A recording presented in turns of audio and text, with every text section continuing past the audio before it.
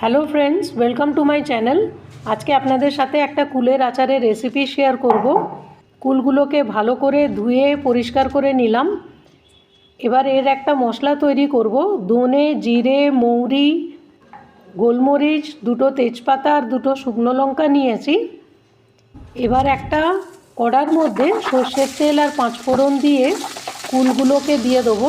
দিয়ে একটু নেড়ে চেড়ে, আমি এটা আখের গুড় দিয়ে করেছি, আপনারা চাইলে এটা চিনি দিয়েও করতে পারেন।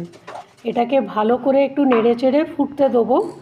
আর মশলাগুলোকে শুকনো খোলায় ভালো করে ভেজে গুঁড়ো করে নেব। গুঁড়ো করে নিয়ে আমি একটু অল্পর ওপরে দিয়েছি, আপনারা যদি একটু বেশি ঝাল খান তাহলে আর একটু মশলাটা বেশি করে দিতে পারেন। এবার একটু বিট নুন দিয়ে ভালো করে ফুটতে দেবো। এটাকে ঠান্ডা করে জারের মধ্যে দিয়ে, কাঁচের জারে রাখবেন। রোদে যদি 2 থেকে 3